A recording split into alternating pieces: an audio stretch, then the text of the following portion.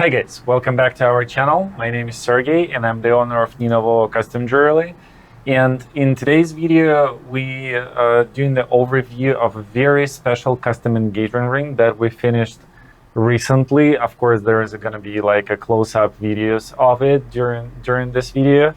And this engagement ring not only special because it's a salt and paper diamond and because it's completely custom made, the backstory of this engagement ring is very special as well. We started this project a while ago, about 4 months ago, and we usually, our usual turnaround is about 2 months or so, sometimes even less, but this ring literally took us 4 months to make it. And it's all started back in the end of the January, beginning of February, when my client contacted me through the YouTube. Actually, she watched one of my videos and she liked what she saw, so she contacted me. As usual, we exchanged the Pinterest boards and she showed me what she liked, what she doesn't like. And actually with her, everything was like very organized. And I got a couple of nicely put together PDF files with all of the information I need. So my designer quickly jumped and made beautiful sketches. Not like this one. This is my work, obviously. She's doing absolutely amazing sketches. So she did that. We exchanged, we went back and forth a couple of times in reviewing them. And everything was great. We also started searching for the gemstone as well, for the salt and pepper. And since she wanted like a very specific tone of the stone, and she wanted to have like specifically murky cut as well, and we want to make sure that the cut is very good, so the stone would spark very nicely. So it took about a week or week and a half to search for the stone. And when we ordered it, it arrived to our studio. And here's the thing. Our design studio and the place where we're meeting with the clients and the place from where we're going to all the jewelry expos and things like that, where we recording these YouTube videos, is here in Los Angeles, in West Hollywood. But our production in Kyiv, in Ukraine. And what happened is that the center stone arrived to Kyiv on the February 23rd. The next morning at 5 a.m. the war has started. So our priorities quickly changed. We had to evacuate all of the stones and precious metal and everything we could possibly move to the other place. And we didn't know by that time whether the Russian troops would enter the Kyiv or maybe the looting going to start or anything like that. We didn't want to lose our client stones, gemstones. We didn't want to lose our gemstones. And also we were right in the middle of our spring collection. Yeah, spring or autumn collection. And unfortunately, it's late for about two months or so. So anyway, we got the stone and we had to move it out of the studio right away, and we could not physically proceed with jewelry making. We tried to build the production in the other place, but equipment is not on our level, and we had to postpone that because of that reason. We tried our best, really. We tried like 3 or 4 different scenarios. None of them really worked, and all we could have done at that point is to keep working on the 3D modeling. And I'm actually glad at this point that our client wanted specific prongs. She wanted to find the perfect balance between the actual gallery and the hidden hollow and the prongs and everything like that. So it took some time to go back and forth on a 3D modeling stage. On sketches, you cannot really see it, and it's not really as detailed as you want it to be.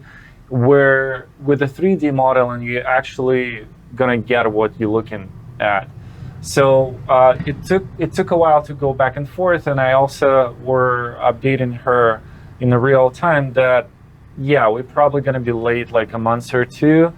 Of course, we can refund all of the money and things like that. But if you're willing to wait and happily shoot it, we'll just working on the 3D design, and as soon as we can return to our studio, we will do that. And we had a chance later on to return to our studio. It's still not perfect condition. There is still fights going on outside of Kyiv. It's not completely safe. There is still air alarms going on, but we can work in that condition, and we can work on our jewelry. And you should have seen the faces of the jewelers who came back to the studio and start working on the rings. You should see these happy faces. That was pretty awesome, I would say. So now when you know the tip of the story, how we started with this engagement ring, let's actually talk about actual engagement ring. So as I said, we started as usual with getting the Pinterest board from our client and getting all of the information that possible. She also very helpfully described her lifestyle, so we understood that this ring should be extra durable. I also asked her to collect the rings that she doesn't like, and it turns out to be very helpful as well for our designer. So as soon as we got it, I sent it to my designer. She was pretty quick on sketches, and she's a very experienced one, so it haven't took a while to figure out the general concept. But although the general concept of this ring overall relatively simple, the details on it is not that simple, actually. That's why we quickly moved from the sketches. We exchanged a few sketches back and forth, and you can see them right now on your screen.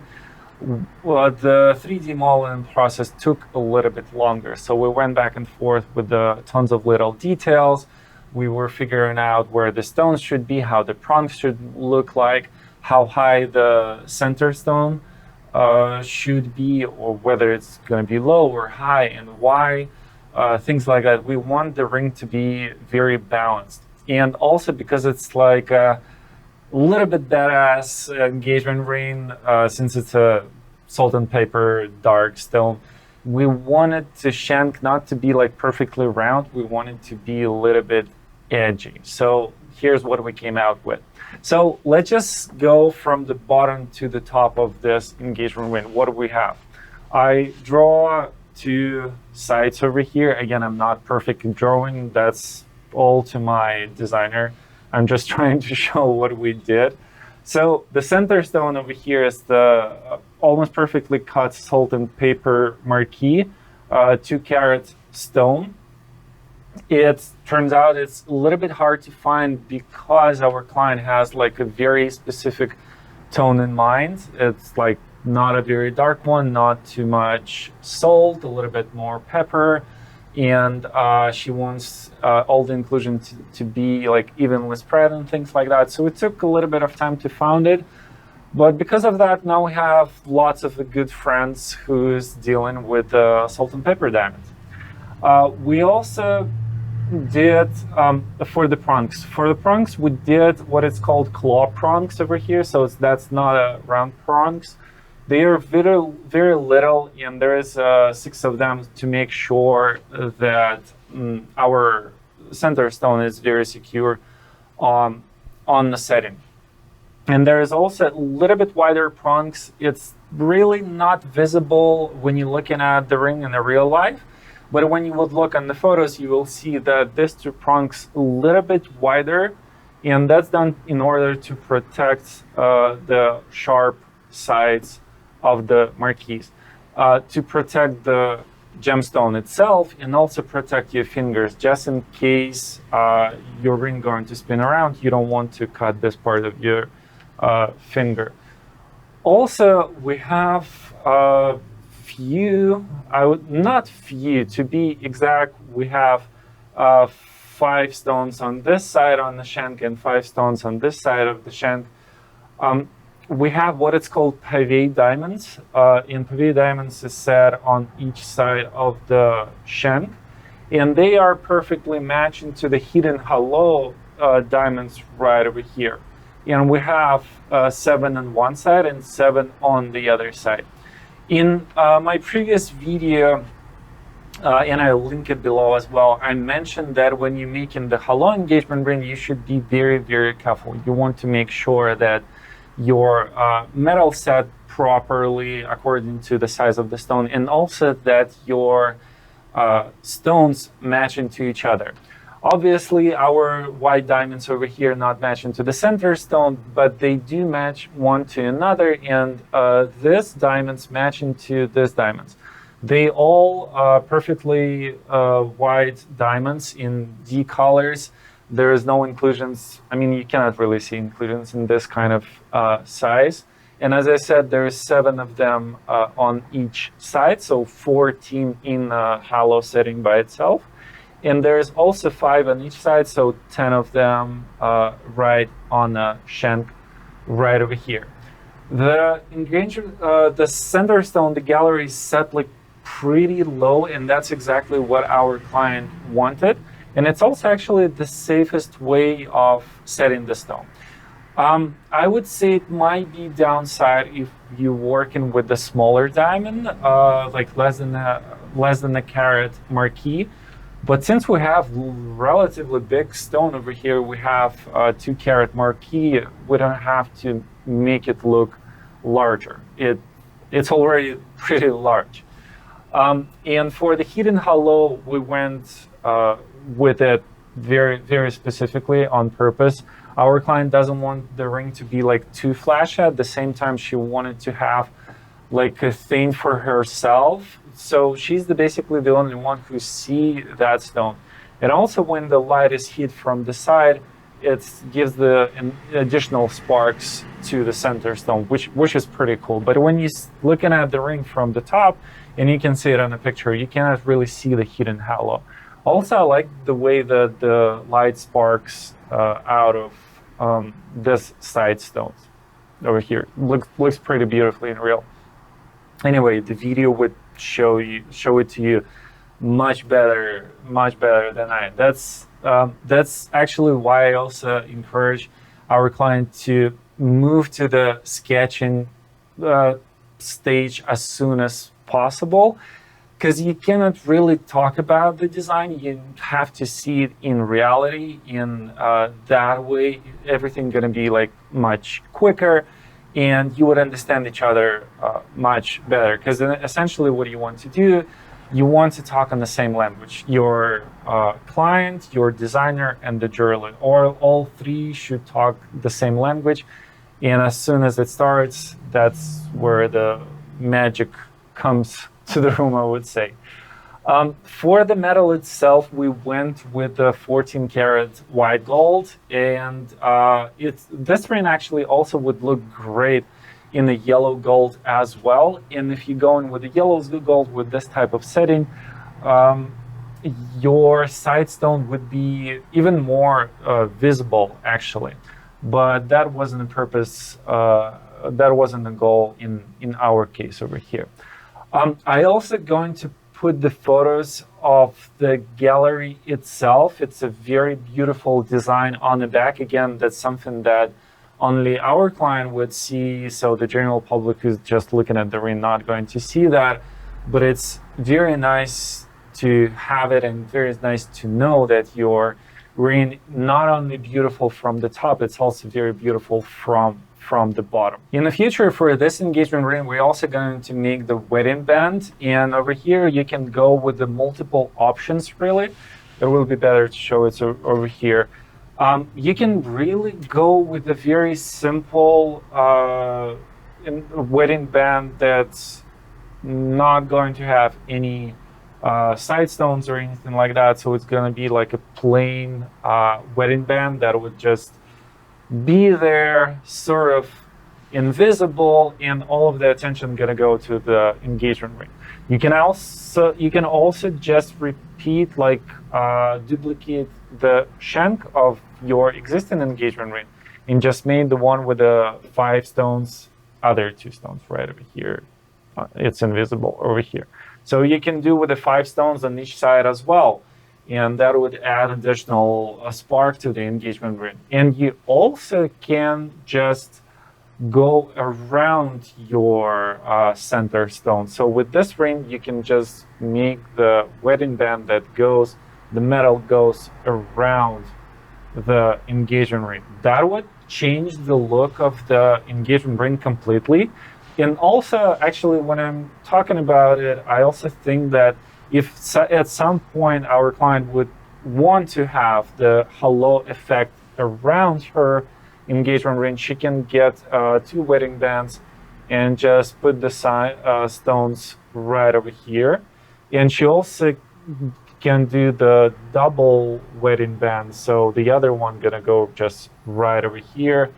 And in a similar manner, we would put the stones right over here. And even from this drawing, you can see that the entire look of the ring is changing completely. She can get a couple of wedding bands throughout the years, and just to make sure that she's never bored with her engagement ring, and she can wear them wear it differently on the different occasions as well. So with the wedding bands, you can change the look of this engagement ring completely. You don't have to braid it or anything like that. So you just changing the wedding bands, really.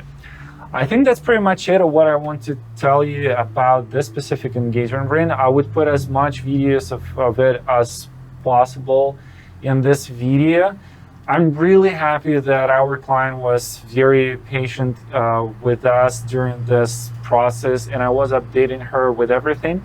But I can imagine on the other side also how stressful it is to wait for your engagement ring. I'm also very happy. I mean, it's a sad story, of course, but I'm also very happy how we handle this engagement ring, and that made us really closer to each other. Because when you're going through this kind of things, you just simply enjoying sitting in your studio, making your engagement ring, and not being bothered by something terrible going on behind your windows. It's just nice to be at your place and working on your things. I hope nothing like that would ever happen, and the rest of my videos would be normal, and they would start like, hey guys, we did a new ring, here's what kind of stones we use and things like that, and here are how we work with the clients. And I'm not going to have stories that shape us, I would say, but it is what it is. Thank you guys so much for watching. I hope you like this ring, and if you haven't subscribed to our channel, please do. I'm uploading videos pretty much every week, and there's a very helpful videos on how to choose your engagement ring and how to choose different types of stones or the metals and things like that. And there's of course the reviews of the custom engagement rings that we do, and we're specialized on that. Thank you guys so much for watching, and I'll see you in the next video.